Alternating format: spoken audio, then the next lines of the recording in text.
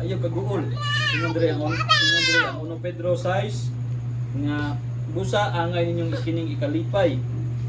Bisan tuod ug sa pagkakaroon kinahanglan tingali nga mag-antos kamo sa mubong panahon tungod sa daghang mga pagsulay kaninyo. So mao ning gidasig na Apostol Pedro sa mga magtotoo tungod kay grabe ang persecution ato nga time. Gisigyan sila gukod, daghang mga problema nga abot, pero giingon gidasig sila ni Apostol Pedro nga ayaw mo kaguol kay sa mubo rani nga panahon. Gituyo kini sa Ginoo aron sa pagsulay sa inyong pagtuo. Kay ingon dira ang pulong nga mulawan nga lumalabay sulayan manggali. Imo pang pagtuo nga sama mas bililhon pa sa bulawan mo na mga igsoon. Ang mga magtutuuan ng time gidasig pagay ni Apostol Pedro tungod kay daghan kanila ang nangaluya, daghan kanila ang nabalaka, daghan kanila ang nawagtangan sa paglaom ng gidasig ni Apostol Pedro. Nganong gidasig ni Apostol Pedro para dili masayang ang ilang pagtuo, dili masayang ang ilang gisaligan, ilahang gisaligan nga paglaom diha ni Ginoong Jesucristo. Mao nang ingon diri sa 13, busa andama ang inyong salabutan. Nganong gitudlo man ni Apostol Pedro sa mga magtutuo tungod kay gusto si Apostol Pedro nga ilang masabtan nga ang mga pagsulay nga ilang na-encounter lumalabay lamang. Lumalabay lamang sama sa ato ang mga igsoon. Kinahanglan ato ang palapdan atong una-una. Ato ang sabton pagayo ang problema nga na-encounter sa tong kinabuhi. Ngan man mao ni usa ka tudlo na Apostol Pedro dili lang sa mga magtutuo kundi apil kanatong tanan nga itong masabtan ng mga pagsulay nga itong ma-encounter tungod kaya ang mga pagsulay may igsoon adun na siya nagpalikod ng mga reward. Ano nagpalikod mga igsoon ingon bitaw ang panutihon if there is rain there is rainbow. No, kung ano day bagyo adun na siya kalinaw. Nga ang mga pagsulay nga itong na-encounter una-hunaan mga igsoon after the rain there is rainbow. So praise God mo na giingnan ta nga busa andama ang inyong salabutan. Nga naman gustong masabtan, gusto ni Apostol Pedro nga itudlo nato diri kanato nga atong masabtan nga ang tanan nga imong na-encounter usa ka na katuyuan sa Ginoo. No, gitugutan na sa Ginoo para sa unsa? Para malig-on mong pagtuo, para mutubo ka, adunay increase nga mahitabo dang dapita. Adunay gibutang ang Ginoo dinang dapita aron ka malig-on. Manang praise the Lord, manang ingon diri pag maugdang kamo. Ngano man? Nganong iyam ning gitudlo sa mga magtutuo mga igsoon tungod kay gusto si Apostol Pedro nga alerto ta kanunay sa atong pagkinabuhi nga Kristohanon. Dili lang siya gusto nga ato ang palapdan, ato ang pangunahuna, atong andamon tong unahuna, kung dili gusto siyang mag-alerto ta sa atong pagkinabuhi nga Kristohanon nga naman aron dili lagi masayang ato ang gisugdan nga pagtuo ni Ginoong Jesucristo, aron dili masayang, dili makawang ang tanan. Gusto si Apostol Pedro nga maghiusa kita aron dungan ta sa pagbalik sa Ginoo, dungan walay mabilin kanato. Manaingon siya diri og ibutang gayud ang inyong paglaom diha sa grasya nga ihatag kaninyo sa panahon nga mapadayag na si Jesucristo.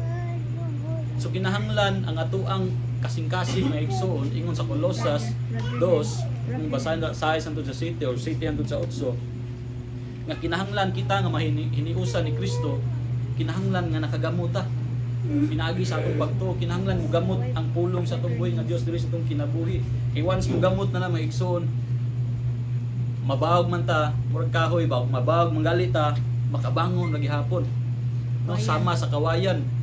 Bisag kung saan nagbagyo ang kawayan mo sabay-sabay ra na. Pero dili na siya mapukad, buparog lagi hapon ang igsoon nga naman. Tungod kay inana siya gibuild sa Ginoo. Kinahanglan inana sa ta, kinahanglan ang pulong sa Ginoo mugamot sa Kristong kasing-kasing. Aron bisag unsag kuso-kuso sa problema, bisag unsag linog sa mga ato ang panudlanan, ato ang financial. Dili kita basta-basta maluya nga naman. Kabalo man ta kung kinsa atong gilauman. Kabalo ta kung kinsa ang muhatag og grasya walay lain kundi dili si Jesus Christ. Pinagi sa Dios Amahan. Mana ato lang gyud isalig ang ato ang kinabuhi diha ni Jesus Christ mga igsoon nga naman tungod kay naa lagi niya ang tanan atong gikinahanglan. Nakaron gabi una ingon diri sa 14 pag masinugtanon noon kamo sa Dios. Nga naman nganong kinahanglan man ta magmasinugtanon sa atong buhi nga Dios tungod kay kita nga mga hiniusa na ni Jesus Christ iniusa na sa Ginoo, dili na ta magbutbuot sa tong kagalingon. Amen ba? Amen. Kinahanglan magmasinugtano na ta kanunay sa Ginoo. Mabitay gitudluan ta di ayaw ninyo ipaghiuyon ang inyong kinabuhi sa mga tinguha nga inyong gihuptan kaniadto sa wala pa kamo masayod sa kamatuoran. Unsa man ni nga mga ato ang gikinabuhi sa una. Sa una kusog ta manikas mao ni. Musugal ta. Bisag asa lang ta maglatagaw, pahiuyon ta sa barkada. Nani ko sa una. Kuyo ko sa barkada, di mo minom, ahat kong inom. Nanon, basta na'y barkada, influensya ginani mo. Mana gitudluan ta diri nga kinahanglan dili na ta magpahiuyon ni ining mga butanga sa ato ang kaniadto nga pagkinabuhi. Nga naman bisan si Apostol Paul, gisultian ta diya sa Roma 12:2 nga ayaw pagpahiuyon ni pamatasan ning panahona. Kung dili ipabag-o hinuon sa Dios ang inyong unahuna ug kinabuhi.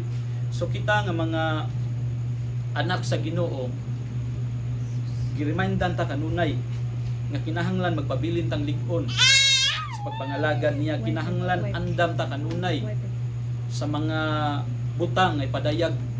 Andam ta kanunay sa mga problema nga atong ma-encounter. Andam ta kanunay mubarog sa kamatuoran nga ihatag sa Ginoo kanato. Andam ta mubarog kaliwala sa mga pagsulay tungod kay mauna ang timailhan nga usa ka Kristohanon nga lig-on nga ibuhatag ibutangag pundasyon sa atong buhay nga Dios. Muna ingon diri sa 15, pag kinabuhi hinuon kamo nga balaan kay balaan man ang Dios nga nagtawag kaninyo. Suga mo uig ko eh. Lopeg man ta. Managi gitudluan ta maigso na kinahanglan magkinabuhi kita nga balaan. Pag kinabuhi ka mo nga balaan kay balaan man ang Dios nga nagtawag kaninyo. So na totally nga magpaka-perpekto ta. But si Jesus Christ nga kanato nahimutang perpekto atubangan sa mata sa Ginoo. Sa Dios man mo nang kinahanglan atong i-exercise ang kinabuhing Kristohanon pinaagi sa karakter nga atong nakita ni Jesus Christ. Kinahanglan kanunay ta magtamod sa pulong nga naman aron mubunga balang espiritu nga naa kanimo. Ug ang bunga sa balang espiritu naa na dito ang kaagho, ang gugma, mapailobon, manghinatago na nandito nga igsoon. Mo na gitudluan ta nga ang kasulatan nagingon pagbalaan kamo kay ako balaan man na sa Apostol Paul kanunay siyang nagasulti niini. Ingon siya imitate niya sa imitate Christ. Nga naman as a Christian kinahanglan wala tay laing imitate ang Ginoo ra.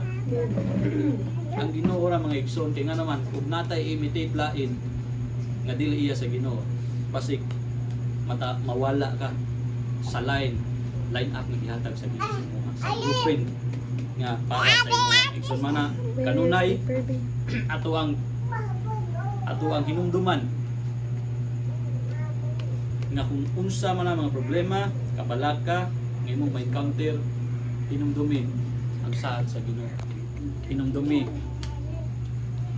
ang gihimo ni Jesus Christ dito sa krus sa Kalbaryo nga may naghatag kanimong kaluwasan, nagsupply sa tanang pagkinahanglan. Muna ato lang yung timan-an may igsoon ang promise sa Ginoo tungod kay dili siya bakakon matubutanon siya nga Dios. Ang tanan niyang saad adunay reality nga mahitabo. Gawas kung mutuo ka adunay realidad tanan mga igsoon. Mabita nang ingon siya kung mutuo lang ka madawat nimo ang tanan mo gipangayo pinaagi sa pagtuo. Ang imong pagtuo mo produce na o resulta. Muna ako lang ibalik gidasig ta ni Apostol Paul nga andamo na to ang atong salamutan atong una maging alerto ta kanunay bisan diri sa 1 Pedro 5:8 gitudluan na ta ni Apostol Paul nga nag-ingon siya diri pag maigmat o pag mabinantayon kamo kay inyong kaaway nga mao ang yawa naglibot-libot kaninyo sama sa leon nga nagmulog nakita nangita pagtok bunon. Sumao na ni kinahanglan magmaigmat ta magbinantayon. Pangayoon na to ang armor sa Ginoo. dili man kita makabuhat sa kana nga armor mga igsoon, but through Jesus Christ ingon ang Efeso kinahanglan makikiusa ta sa amahan, makikiusa ta ni Ginoong Jesucristo. Kaya once na iusa na ta ni Ginoong Jesucristo, ang Ginoo mismo muhatag og armor sa imuha, armor sa pagtuo. May siya ingon siya nga ikwintas ang imong pagtuo. Nga naman, dili na to makita ang atong kaaway. Dili na to makita ang atong kontra. Because we are not fighting in flesh, but we are fighting in spiritual battle. Ingon ang Efeso, nagkikontra ta sa spiritual. Ana kung unsa man gani nang imong encounter nga kalisod, ayaw tutukin. Bagkos iluhod sa Ginoo iyampo. Ano man, mao na siya pamatuod. Ara nimo mabugto, ara nimo malabanan, ara nimo makat ang assignment sa yawa. Pinagis mong pagluhod sa Ginoo, paghinulsol, pagpaubos sa Ginoo, pangayog tabang sa Ginoo. Para maigsoon, timan-an ang ginato nga ang yawa, kung ang Ginoo dahag pamagi, ang yawa daghan sa kay pamagi para lang malinla ka, para ma-trade ka, tanang pamagi ang gamiton para mapalayo ka sa Ginoo. But usaray pamagi sa Ginoo, timan-an ang ginato ang iyang nahimo dito sa krus sa Kalbaryo nga naghatag nato kaluwasan ug naghatag nato kadaog.